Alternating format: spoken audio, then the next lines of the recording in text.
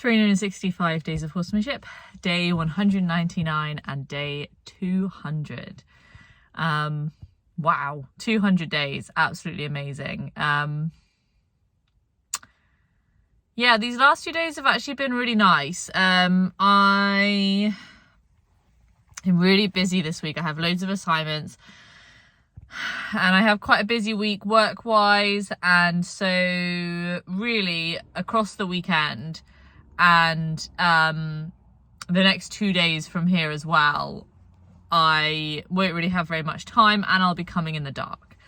So it's been actually really nice because I think probably for the first time ever, I have set myself smaller goals, felt okay about that, and still looked forward to the sessions. And I think that's a really positive change, to be able to even cope with the concept of like a few days in a row being a certain way. It sounds crazy, but just like those little things like that, I think mentally it's just a new feeling for me to be able to be like, okay, so for the next 5 days, I don't expect to be doing everything every single day. And that's a really great place to be, because I came in such a better mindset. So day 199 was actually 2 days ago. I came up and I actually had quite a nice session. I came up sort of in the afternoon time, had a little bit of time here in the light, spent a bit of time with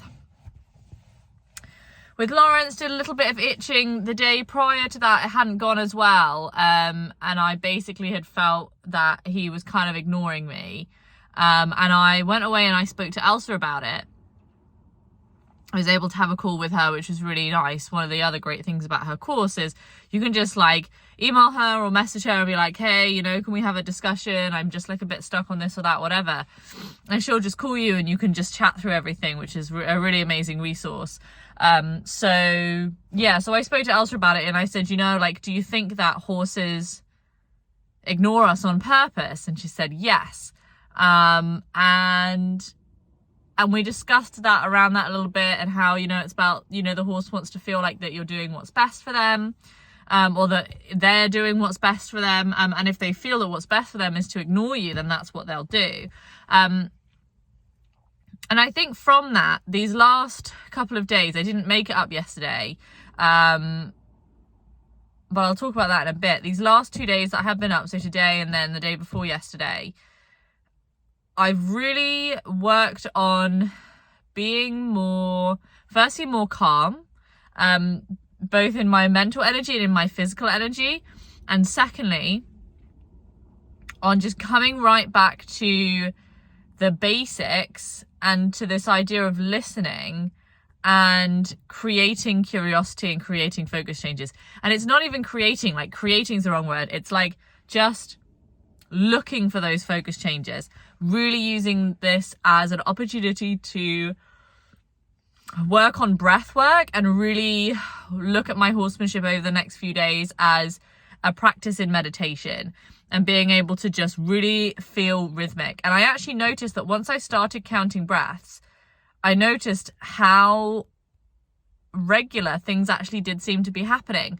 Like with Mia, the day before yesterday, I had this really nice session with her where I just felt like we were really in flow together, and it was like every 3 breaths she would move a foot, and every 3 breaths she'd move a foot, and that meant that we could be so in sync because I knew when the next foot was going to move and I could predict what she was going to do. She became very predictable, and that was like gave me a new kind of concept of what the idea of predictability means. Like there's so much in time and in rhythm and just being able to be in a rhythm. And I don't think I'm a very rhythmic person at the moment. I don't think I live my life in a particularly rhythmic way.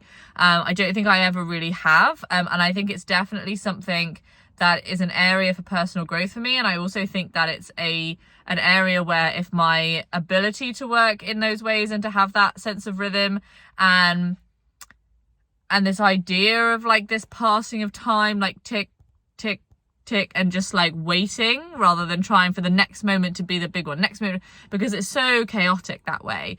Actually, I felt that I noticed a lot and learned a lot with both horses. And yeah, just also really, I think, going really back to the basics and remembering that, like, 'cause I feel like I got trapped in that trap again of trying to make the horse do things that I want, and the goal of the sessions being things like, well, I want to be able to touch my horse, I want to be able to do this, all these human desires. And actually what I've forgotten is that the pathway to that is through curiosity and through these focus changes and category changes. And actually that's not, you can't make that happen. You can only react to it happening and be aware of what is, so that you can interact with it. If you're constantly trying to create what is, you're not really ever interacting, you're just telling. And so a lot of the work I've been doing over the last couple of days has been about interacting with what is, noticing what is, noticing what's happening. And it's been really interesting and enjoyable and refreshing. So yeah, it's been 2 days of me doing that.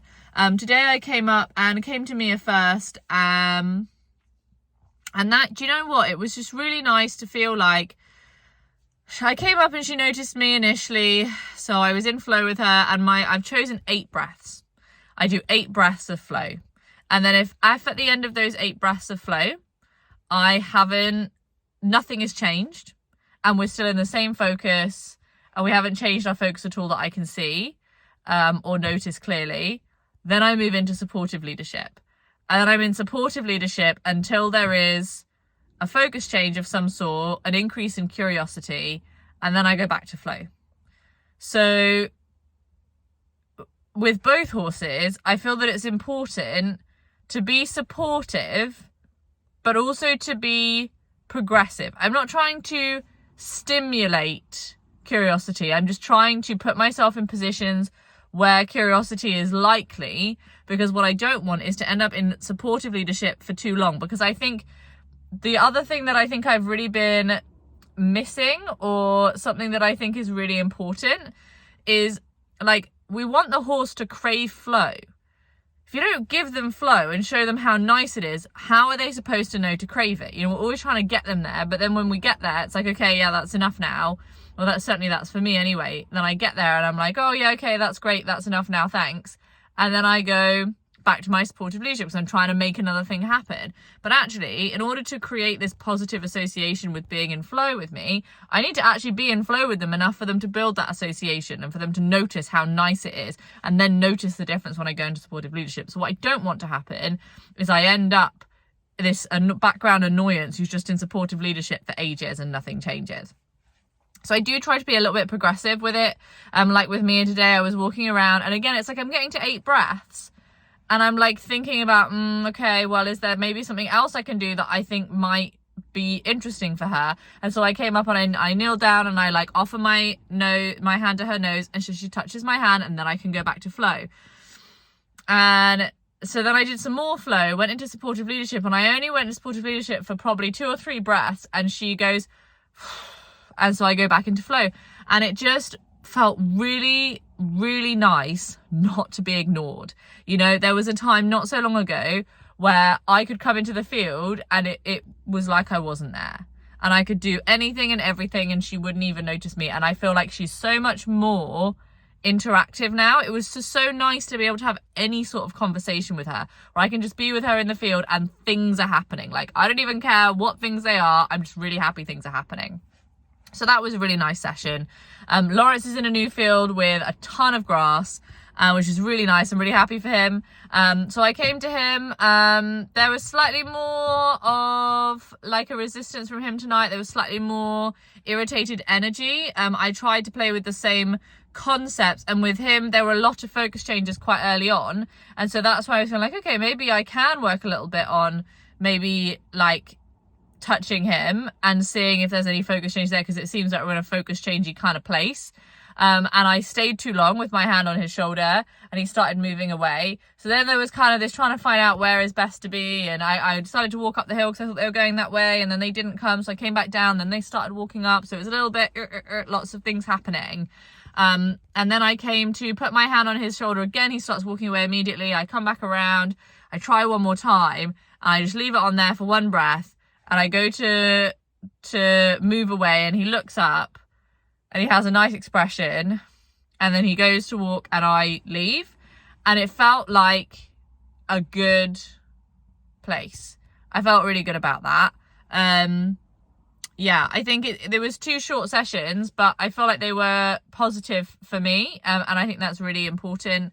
I'm really happy and excited at the concept that I'm going to have these next 2 days potentially to play with this. If I have a little bit more time, I'd obviously love to get Mia haltered and do some fitness stuff with her, because obviously it's really a few too many days, and certainly the same with Lawrence. I'd like to get on the fitness stuff, but also, you know, in 4 weeks time I'm going to finish my course, and then I'm into my amazing year of being able to really spend time with the horses when I finish this course, which I'm really excited about. And so I'm just really trying to be kind to myself and accept that actually right now I'm really busy, and so I'm doing the best that I can.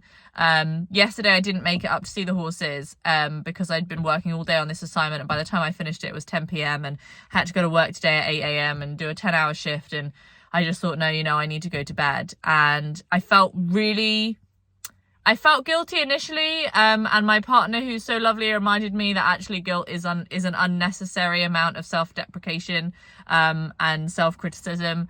But then, you know, once I'd worked through that guilt and said, no, you know, it's okay, like, you know, they're safe, they're fed, they're looked after, everything's okay, then there was this feeling of just like, gosh, just disappointment that I couldn't be with them. And that is such a blessing to me. It's such a blessing to me, honestly. From where I was when I started this project to where I am now is just so incredible. I just crave the time that I spend with my horses. I'm so happy and grateful to have that opportunity. When I don't see them, I really miss them. And it's so unusual that I wouldn't see them. And I think that's something that's really amazing. I think, you know, there's so many people who,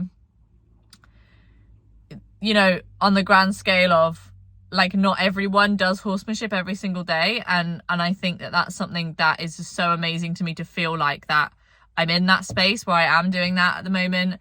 And, you know, my days off are occasional. Like, it's so incredible to be able to say like, yeah, occasionally I have a day off. It's just, I mean, wonderful. And it's where I've always wanted to be. So yeah, bit of gratitude for that as well. So excited to see how the next few days go.